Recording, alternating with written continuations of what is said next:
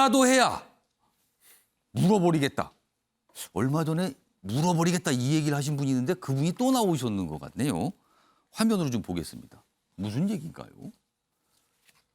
탁현민 지금 청와대 의전비서관 어제도 어떤 언론 인터뷰를 통해서 뭐 문다 이런 얘기를 또 꺼냈어요. 물기라도 해야 한다. 여기 있습니다. 이렇게. 퇴임 후에 뭐 대통령 걸고 넘어지지 않았으면 좋겠는데 만약 걸고 넘어지면 물어버릴 거다. 이게 지난 며칠 전에 했는데 어제도 이런 비슷한 얘기를 또 합니다. 문재인 대통령이 다음 주면은 청와대를 나오거든요. 그래서 이렇게 좀 뭐가 했는데 이 내용이요. 영상으로도 준비되어 있습니다. 들어보시죠. 그래서 6시가 되면 특별한 사정이 없는 한 대통령께서 관저에서 여사님을 모시고 그리고 청와대 정문 쪽으로 게이트를 열고 나오실 예정이에요. 그러나 아마도 많은 분들이 퇴근길 마중이랄까 오시지 않을까 싶어서 그 공간 청와대 정문부터 그 공간까지를 조금 확보해 놓고 내려가시면서 인사도 하시고 사람들이 많이 모여 계신 곳에서 짧게 소회도 밝히실 계획을 갖고 있습니다. 그동안 5년 동안 해왔던 것에 대한 근거 없는 비방이나 비난부터 시작해서 또 오랫동안 대통령을 따라다니면서 괴롭혔던 사람들이 있잖아요. 이번에 양산 사저 갈 때도 사저 앞에서 정말 말도 안 되는 주장들을 하면서 이제 집회나 시위를 하는 분들도 있고 쉬고 싶다는 대통령을 근거 없이 물어대는 거는 거기에 대해서 반박을 하거나 인신 모독성이라든지 제가 할 수 있는 게 무는 거밖에 없으면 무는 거라도 해야죠. 이종우 평론가 좀 더 좀 이렇게 분석을 좀 해봐야 되는데 걸고 넘어지기라도 하면 그리고 문재인 대통령을 막 누가 이렇게 물면 나도 물 수밖에 없다 이 얘기를 한 거예요. 근데 걸고 넘어진다? 문재인 대통령을 문다? 뭐 조금 설명했는데 이게 어떤 걸 생각하면서 저 표현을 쓴 걸까요? 이제 그 탁현민 비서관의 의도와 생각은 본인은 이제 문재인 대통령에 대한 혹은 문재인 정권에 대한 건강한 평가 그리고 치열한 토론, 논쟁 이건 모두 환영한다. 뭐 합리적으로 그냥 얘기하면 하지만 아주 근거 없이 그냥 비방으로 예를 들면 문재인이 뭐 금괴 5천 톤을 숨겨놨다. 뭐 이런 식의 약간 그런 류의 얘기들. 말도 안 되는 루머들을 가지고 또 이야기하고 뭐 그 일부 문재인 대통령 열성 지지자들 같은 경우 이거 가지고 뭐 나중에 검찰이 설마 수사하진 않겠지 이런 얘기를 할 정도거든요. 혹시 또 수사 상황? 검찰이 뭐 나서진 않겠지 이런 농담을 할 정도다 보니까 아마 이런 상황에 대해서 이런 상황들은 뭐 오게 된다면 적극적으로 반박하겠다는 뜻을 가지고 본인이 쉬운 표현 물어버리겠다. 걸고 넘어지면 물겠다. 나도 이렇게 얘기한 거라고 생각되는데 하지만 약간 아쉬운 건 뭐냐면 탁현민 비서관이 지금 어쨌든 지금 위치 비서관이죠. 청와대 비서관. 청와대 비서관. 그리고 대통령이 가장 지근거리에서 모시는 분이잖아요.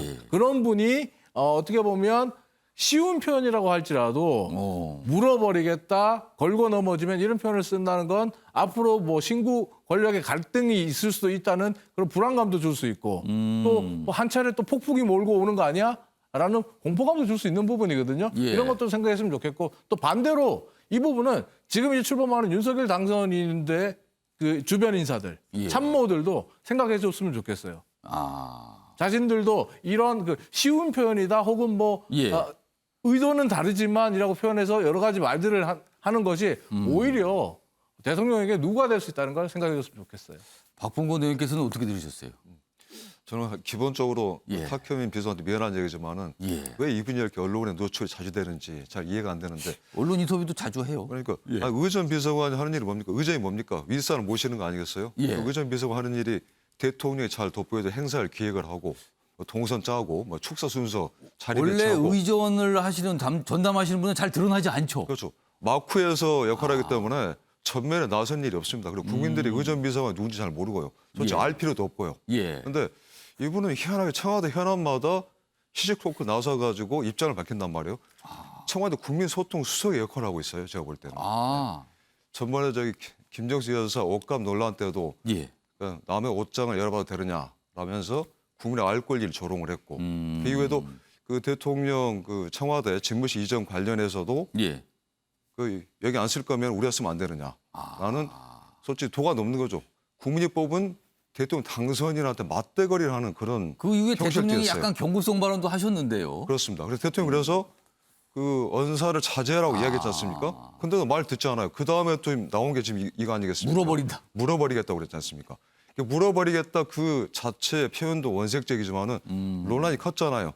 훅폭풍이 거셌는데 또 나와서도 그만하게 뭐 이상하냐, 문제 없다라고 다시 한번 이야기하는데 강조한 셈이 됐는데. 저는 이렇게 의전비서 이렇게 힘이 센지 몰랐습니다. 여하튼간에 근데 이거는 의전비서가 할 역할이 아니고 예. 누가 좀 나서서 말려야 되는데 예. 말리는 사람이 없는데 누가 좀 말씀하셨죠. 입마개가 필요하다고. 좀 그런 자제하시라 이 말씀 뭐 이걸로 강하게 하셨어요 지금. 다음은 이제 민주당과 관련된 상황인데요. 지금 앞서 만평도 봤지만 뭐 협치는 물 건너갔다 뭐 이런 표현 자꾸 나오는데 다음 사안 역시 이게 이 사안이 이슈로 여야가 대립하게 되면 또 협치는 진짜 정말 물 건너간 게 아닌가 싶기도 하네요. 이겁니다.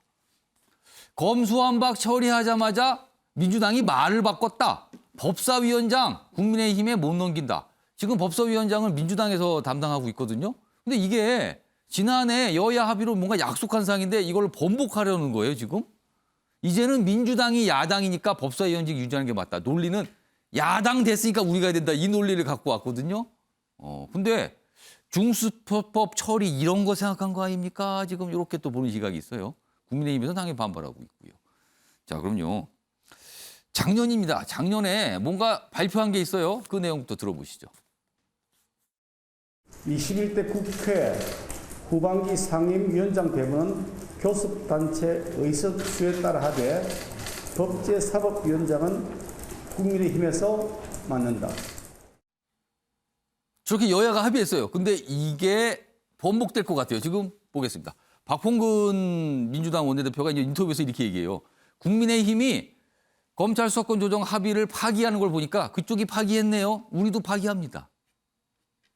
과연 지난해 원구성 합의가 의미가 있을까? 깬단 소리네요. 다음 보겠습니다. 전반기 때 이런 권한이 없어진 원내대표가 전반기 때 이미 권한이 없어진 원내대표 그러니까 전임 원내대표가 했다는 거예요. 후반기 원구성까지 결정하고 가는 거는 이거 안 맞는다. 권한 남용이다. 이렇게 얘기해요. 다음입니다. 후반기 원구성 협상은 원점에서 다시 해야 된다. 모든 가능성 열어두고 다시 논의한다. 그러니까 법사위 그냥 그대로 가져가겠다. 이 뜻으로 보입니다. 이런 상황에서요. 권성동 원내대표 반응 보였어요. 인터뷰에서. 그럼 좋습니다. 민주당 야당이라서 법사위원장 갖겠다면 국회의장은 여당에게 넘겨라. 국회의장 주세요.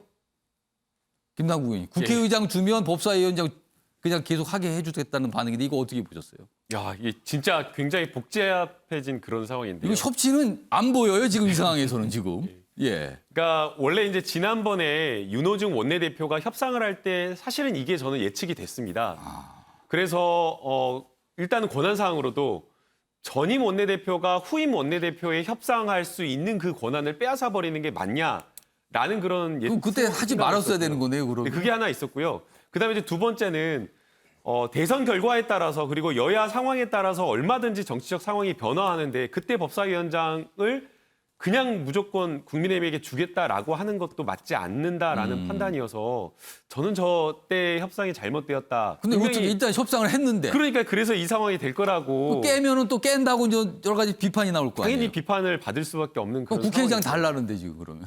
근데 또 국회의장은 또 국회의장 출마하신 분들은 또 한껏 국회의장 되겠다라는 그 생각에 엄청 기대하고 계실 건데 또 과연 그거를 또 얼마나 협상하면서 또 달랠 수가 있을지 쉽지가 않은 그런 상황인데요. 예. 뭐 그래도 그나마 다행인 것은 국회의장 같은 경우에는 다 기대하신 분이 얼마 안 되거든요. 딱 선수가 5선으로 제한되어 있는 분이 한 3-4분밖에 안 되기 때문에 어느 정도 이렇게 이야기가 될 수 있을 걸로 생각이 듭니다. 오늘 주말 앞두고 있는데 이거 가지고 국회에서 또 뭔가 대결들 벌어지겠네요, 지금. 시간이 많지 않아서 뭐 이슈 몇 개 있는데 한 1분씩 정도 제가 다른 세 분께 발언 드리겠는데요. 박홍근 의원님. 지금 아까 박홍근 원내대표가 아니 그쪽 중재안 먼저 파기했잖아요. 보니까 안 지키네. 우리도 안 지킬래요. 이런 논리를 갖고 왔어요. 이게 뭔가 빌밀 잡힌 거 아닙니까? 국민의힘이? 뭐 그런 측면이 없잖아 있지만 근데 그거는 솔직히 하나의 핑계에 불과하고 기본적으로 합의는 지키는 게 맞고 근데 그동안 비정상이었잖아요. 비정상의 정성화를 시키는 거죠. 기본적으로. 아니 이게 법사위원장 그 원내 1당이 국회의장을 맡고 그리고 원내 2당, 야당이 법사위원장 맡는 이 전통 자체는 2004년도 17대 국회부터 이어져 온 거 아니겠습니까? 이거 왜 그랬습니까? 다수당의 입법 행포를 막기 위해서 국회의장은 예. 상대방에 주고 또 저기 그 법사위원장 또 저기 야당에 주고 했던 거 아니겠습니까? 근데 이걸 다시 저기 무너뜨리고서 예. 21대 국회 시작했는데 지금 다시 이걸 다시 저기 후반기 국회 21대 국회는 국민의힘이 주기로 한 거를 합의를 파기하는 거는 이 자체는 모렴치한 짓이죠. 다음은 역시 여당과 관련된데요. 마지막 이슈가 될 것 같네요. 보겠습니다. 성희롱 발언 논란, 최광욱 분란 죄송하다 이렇게 사과했어요. 근데 박지원 이 공동 비상대책위원장 재집권 실패 잊지 말아야. 근데 지금 또 2차 가해 논란도 있고 막 이래요. 지금 이게 복잡하게 전개되어 있는데 이거 시간이 많지 않아서 한 장해찬 단장하고 이종훈 평론가 한 40여 초씩 발언 드릴게요. 딱 한 마디씩만 해주세요. 이 사안 어떻게 보셨는지. 네, 장해찬 단장. 저는요, 누구든 실수할 수 있다고 생각합니다. 해서는 안 될 실수지만 예. 실수한 이후의 태도가 더 중요하다고 생각해요. 깔끔하게 사과하고 너무 친한 사이라 나도 모르게 해서는 안 될 말이 튀어나왔다. 그 자리에 계셨던 모든 분들께 사과드린다 하고 당에서 주는 징계 다 겸허히 받아들이겠다 하면 이거 이미 끝났을 문제. 근데 사과를 했는데 어렵게 나왔어요. 그런데 사과 같지 않은 사과, 변명 같지 않는 변명, 국민을 업신여기는 듯한 이 소위 말하는 짤짤이 이런 게 더 문제인 거예요. 그 표현 설명이 막 나온 거죠. 그게 이제 그 발언을 잘못 오해했습니다. 이 누구든 설명이었는데. 완벽하지 않기 때문에 실수할 수 있습니다. 근데 실수 그 자체보다 그 이후에 수습하는 태도에서 저는 그 해당인의 그릇이 드러난다고 보는데 그 점에서 최강욱 의원은 너무나 자격이 없는 모습을 보여주고 있습니다. 이종훈 평론가. 뭐 사족이 좀 아쉽다라는 생각이 듭니다. 지금 장해찬 단장도 얘기했지만은 실수했다라고 최강욱 그 의원도 인정했어요. 그리고 의도치 않은 발언으로 마음의 상처를 입고 피해를 본 여성 보좌관들 해당 관계자분들께 죄송하다라고 예. 사과했어요. 여기서 끝냈으면 좋았어요. 근데 이후에 본인이 SNS를 통해서 또 글을 남기는데 자신의 행동을 지지해주고 두둔하는 글. 반대로 박지원 비대위원장을 공격하는 내용의 글을 올렸어요. 그런 부분 아쉽다. 네. 그러니까 사과할 때는 깔끔하게 하는 게 가장 좋은데 그렇지 못했다. 뭐 그런 지적이 좀 나옵니다. 아침의 매일경제 오늘은 여기서 마무리하겠습니다. 시청해 주신 여러분 고맙습니다.